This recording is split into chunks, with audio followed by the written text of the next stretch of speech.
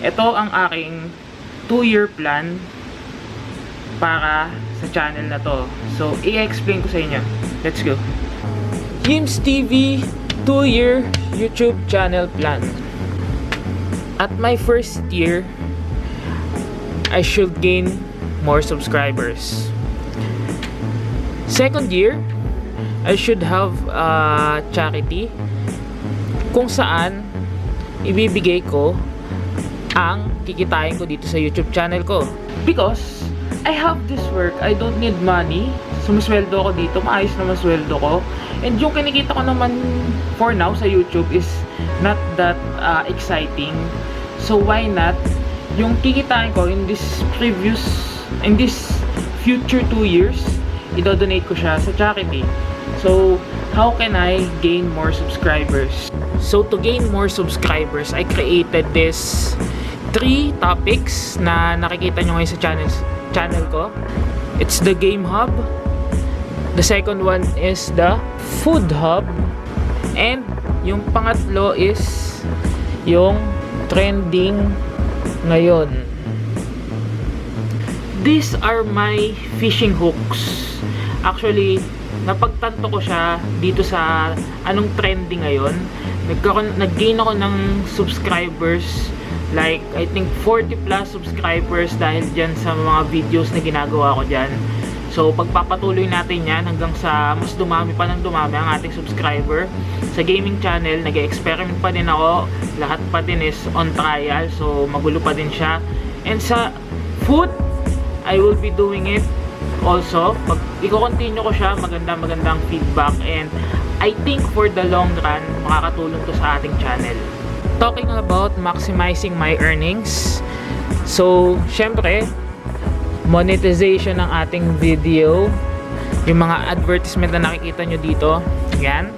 And then merchandise like t-shirts and everything in the future, makikita nyan, magbebenta ako nyan, and sana naman suportahan nyo. This is for the good. Okay, hindi yan para sa akin, para yan dito sa ating charity. So anong charity pa ang susuportahan ko?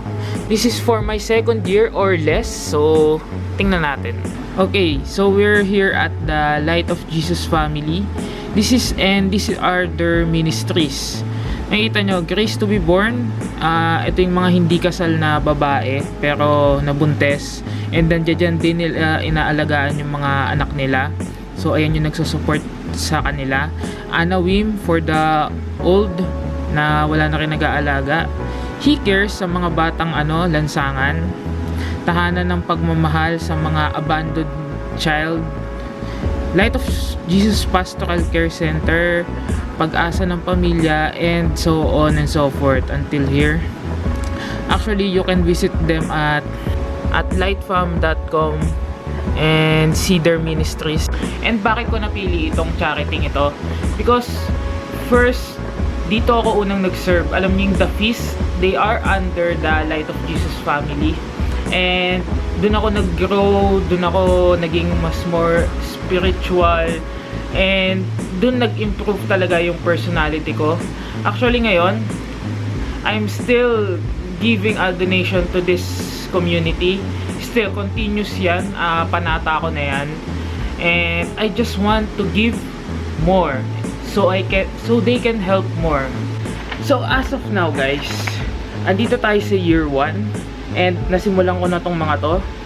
And pagpapatuloy natin siya hanggang sa ma-achieve natin ng second year and makapag-donate tayo dito sa charity.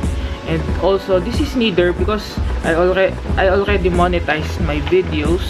And sa merchandise naman, it's on the process. So, please guys, I hope na maintindihan nyo tong ginagawa ko. This is not for me. This is for the needed ones, yung mga nangangailangan.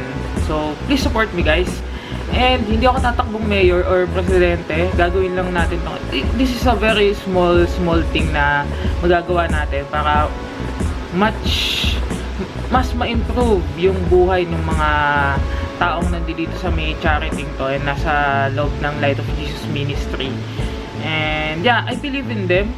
And I saw and I'm a witness na talagang ginagawa nila tong mga bagay na to for the sake of that people and for the Lord syempre.